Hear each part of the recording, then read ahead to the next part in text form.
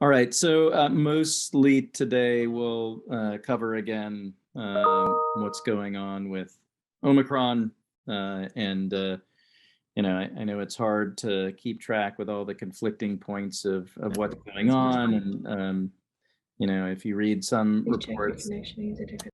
this is just a mild cold virus, and if you read other reports, this is the Andromeda strain. If those of you remember the book or movie by Michael Crichton, that was the alien virus that came to Earth and threatened to wipe out humanity. We'll talk about where the reality is here in the data that's coming out so far. So this is what's going on in South Africa, again, the country where we think the virus originated, where it was first detected. And if you look where the arrow is in the top, that map of South Africa shows Gauteng province, which is where ground zero appears to have been, but again, has spread all over the country. If you look at the bottom graph, a couple of things to note here. So first of all, looking at this dramatic increase in overall case count in that epidemic curve at the far right, you can see that the slope of that increase is greater than the slope of any increase in cases that South Africa has seen since the beginning of the pandemic. So that's clearly one point of concern that we've been watching, and I think I talked about last week. This thing is growing at an unprecedented rate, and that reflects transmissibility and potentially some other things about the virus, but probably transmissibility most of all compared to anything else. The other thing to note on this graph is if you look at that line and the arrow where I talk about the reference point here, it's helpful to kind of look at where things like hospitalization and fatality were at a comparable point in time for previous epidemic waves. So if we look at the Delta epidemic wave for South Africa that occurred in their winter months, primarily June and July and August, and the upswing in Delta cases in early June, where they were at a similar case count overall for Delta wave compared to where we are now. I put that as a reference point, so that's where that line is. If we now go to hospitalizations and you look at that reference point, it is pretty striking that the proportion of hospitalizations, or the overall number of hospitalizations in Gauteng province, again, which is the epicenter, or at least was the original site of the emergence of this virus, seems to be much lower now at our current level than it was back at a comparable point in time with Delta. And so this is one of the things I think that people are pointing to now, saying that clearly this is a mild virus and doesn't cause as severe disease. At least this is one indication that potentially that may be the case. But I think the other thing to note is clearly there has been a significant rise in hospitalizations compared to where South Africa was a month ago. So it is not true that this virus is not causing severe disease. It is causing what appear to be much more prominent cases of hospitalized patients with COVID-19, but not necessarily at the level which you would expect proportionally given the number of overall cases. Now, there's a number of caveats that we need to keep in mind as we're trying to interpret this. First of all, we're very early in this epidemic wave. The data are very early, and it may be that we are just seeing some artifact of incomplete data. Second, so far, right now, the Omicron epidemic in South Africa is primarily affecting the young. It's been mostly detected in young adults and students. As we've talked about with other respiratory viruses, these are generally the herald wave in communities, and older adults who are at higher risk for hospitalization may lag a bit in when they are infected. And then we also know that hospitalization itself is a lagging indicator of where things are in an epidemic wave. And because things are moving so rapidly and cases are growing so quickly, that lag time may actually be extended compared to what we've seen previously, where it's a good week or two lag between case movement and hospitalization movement in a lot of the epidemic waves we've seen so far. So while maybe some of the early indicators would propose that this is causing less severe disease on the whole compared to Delta wave and previous epidemic waves, I think it's still too early to tell. But clearly what we're seeing is better than the opposite of what we saw in the south of the US, for instance, where proportionally hospitalizations were actually higher than what we'd seen previously. I do think that eventually the data we're going to get out of the UK is going to be the best indicator and probably the most helpful, because the UK is, I think, ahead of us and others in terms of exposure to Omicron. They've had Omicron circulating, I think, for probably a longer period of time. There's quite a bit of traffic between the UK and South Africa. Also, because the UK has a much more robust surveillance system overall than we do. Their data is better earlier. One thing to note about that is if you look, over 30% of the UK's PCR assays are run on the TACPath platform. So that's the platform that will give us that S gene target failure signature, where they can detect at least a surrogate for the presence of Omicron pretty easily. I am not sure what our overall proportion of TACPath assays is in the US. I think it is less than 10%, but if anybody has the actual data, I would love to hear that, but I think it is actually considerably less than 10% of our overall PCR capacity. So these are some data, given that they have that coverage. These are some data from the UK Health Security Agency and their technical working group that just put this out a couple of days ago. You can see this was published on December 3rd. And so going back in time, you can see on the left, this is kind of the historical graph of S gene target failure, and that black line is the proportion or percentage of PCR assays that were S gene target failure. And you can see that during their alpha wave, again, remember that was in the late 2021, late 2020, early 2021 timeframe. You can see that essentially 100% of their viruses had S gene target failure signature for a couple of months for a few months when alpha variant was dominating. And then as Delta came on the scene, you can see that very quickly Delta replaced alpha, and that S gene target failure proportion went down to essentially zero, where it's remained. Now what we're seeing is, you can see over the last just couple of weeks, they're seeing a significant rise in S gene target failures across England or the UK in their PCR laboratory assays. And this is indicating that Omicron is now on the scene. Some additional insights from the UK and folks that are kind of feeding us information are concerning about the kinetics of Omicron. So Omicron cases are growing in the UK at an unprecedented rate, faster than what happened at the beginning of the alpha or delta waves. Right now, the experts in the UK have told me they estimate the doubling time is around 3 to 4 days for Omicron, which is outrageously short. For Omicron, there appears to be a significant step up in transmissibility, as we've talked about. The UK estimates for the effective reproductive number, right? So the R naught is kind of the inherent reproductive number of the virus, in a naive population, and then the effective R, or the R for any given point in time, is essentially how the virus is behaving now. So right now, the Omicron variant appears to be have twice the reproductive number, twice the R sub T as Delta.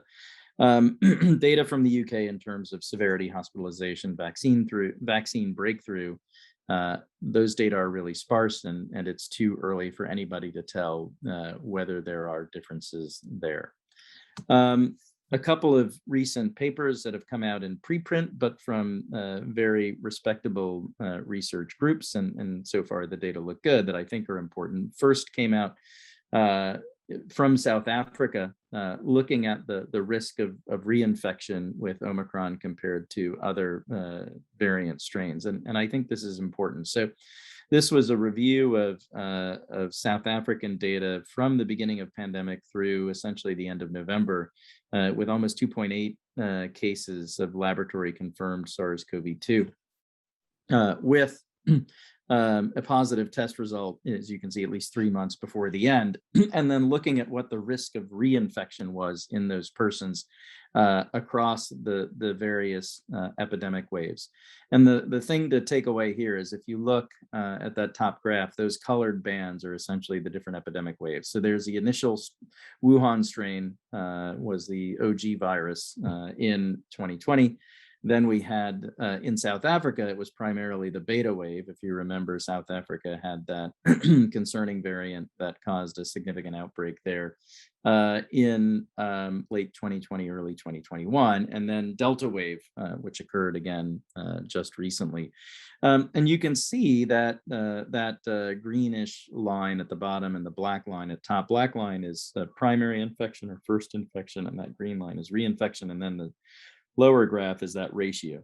So what's the ratio of primary or reinfection versus primary infection? And you can see that for beta wave and delta wave, clearly the rate of reinfection was relatively constant. That most infections were primary, and that risk didn't necessarily change between beta and delta. That has changed considerably now in the very early parts of the Omicron outbreak, where reinfection rates have gone up considerably, and the ratio of primary to reinfection appears to be dramatically shifting. So this looks very different from beta and delta waves in terms of the risk of reinfection. Some of that obviously may be time related, but a lot of these infections actually occurred in subsequent waves after Wuhan of beta and delta. And so there appears to be a much higher rate of reinfection with Omicron compared to previous strains. I think that the data on this continue to support the same narrative that I think we've been talking about for a while, that that natural infection does confer some immunity. That immunity appears to be relatively good for a few months, probably 3 months or so. But that immunity also is better for homologous virus strains rather than different variants, right? So if you were infected in 2020 with the OG strain, your protection against alpha variant and delta variant is probably dramatically reduced. And certainly, again, more reduced if you've gone more than 3 months since that primary infection. And so one of the significant advantages of vaccine is that the durability seems to be much better. Your immunity lasts a lot longer. We're seeing drop off only after 6 months, and that's more in older populations with the vaccine. And also we see more cross-protective immunity against different strains. And we'll look a little bit about how we may improve that with our next study that we're going to look at. And so this is a study that came out just a few days ago, again, in the medRxiv preprint server, but this is a group out of Harvard and Deaconess in Boston, looking at a small group of individuals, only 65, but a group that received the Pfizer vaccine first. That's the BNT BioNTech vaccine. That's the Pfizer mRNA vaccine, received a full series and then got boosted at least 6 months later. And they compared people who were boosted with Pfizer again, so as kind of is the routine now, versus people who were boosted with the Johnson & Johnson vaccine to see if there were difference in the immune response. What they found was really interesting. So you can see the two groups are relatively comparable. The ages are similar, a few more older folks in the Pfizer group. But what's interesting is, first of all, if you look at the initial, this is neutralizing antibody response, right? So that's the antibody response that we think is most indicative of protection, although again, not a great correlate, but the best we have. You can see that when you're boosted with Pfizer, you get a massive neutralizing antibody response, several-fold higher than what you get with the adeno J&J boost. And that is most pronounced with the original virus, right? So that WA1 2020, that's the OG Wuhan strain of the virus. So that's the virus that these vaccines were made against. That's the sequence that's in the mRNA and the adenovirus vaccine. So when you're boosted with when you're doing neutralizing antibody titers against the original virus for which the vaccines were developed, the mRNA boost does massively better, especially early on. But that difference is much less pronounced when you're talking about cross-protective immunity against different strains. You can see delta and beta there. That difference is much lower at 2 weeks. Then the interesting thing is between week 2 and week 4, your neutralizing antibody titer after the Pfizer boost actually drops. So your peak neutralizing antibody titer occurs somewhere around week 2 and then pretty quickly starts to drop, versus your neutralizing antibody titers with the adenovirus boost actually are still increasing at week 4. So 2 weeks later, and you can see that's that ratio. 2 weeks later, your neutralizing antibodies have still doubled in the adenovirus, whereas in the Pfizer boost, your neutralizing antibody titers have dropped by 20 to 30% by that point. Easier to see in graphics, and I think really impressive. So again, on the right, that's the Pfizer boost, and you can see high levels of neutralizing antibody titers 2 weeks after the boost. But virus to virus, you can see the black dots are the original strain, a little bit of a drop, not as pronounced. Then you see the Delta and Beta strains, and the drop there is more significant. But the trend there for each of those titers from 2 week to 4 week is clearly down. Now look on the left, that's the adenovirus boost. The trend for each of those viruses is clearly up from week 2 to week 4. And by week 4, you have similar titers of neutralizing antibody titers as you do from the Pfizer boost, but you're going in the opposite direction. You appear to be going up still at that point. So it appears that the adenovirus boost at that point gives you a potentially more potent long-term antibody response, and one that you would presume would be a lot more durable, since you're going down, on the right with the Pfizer boost. This is also true looking at cell-mediated immune response, where again on the right, those are the CD4 and CD8 assays, so different types of T cells that are involved in cell-mediated immune response. And you can see that from Pfizer boost, you get a pretty significant level from week 0 to week 2. So week 0 is the baseline before boosting, and then what happens after boosting. A little bit of an increase, but you can see it's modest, versus the increase that you see with the adenovirus boost, which is much more significant. And you can see that those percentages of reactive T cells for the adenovirus boost are at least a couple-fold higher for each of the variants.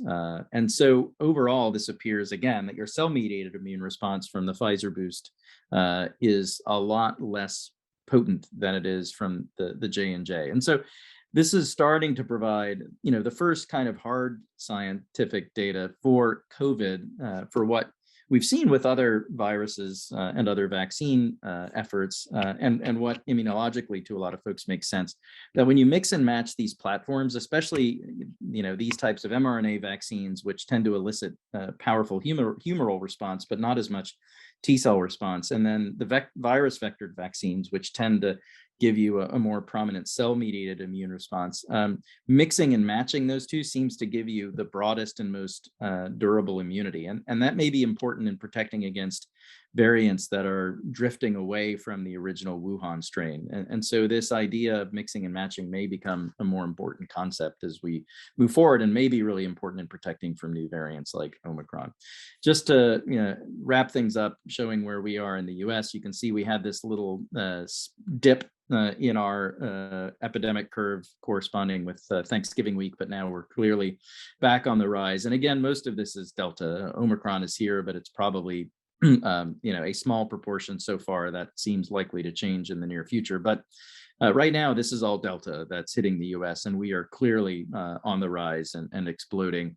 You can see that all 4 regions, as they divide this up into West, Midwest, South, and Northeast, are on the rise. The Midwest, that's us, the Northeast, clearly rising at a high pace, but the South and the West are also now clearly increasing.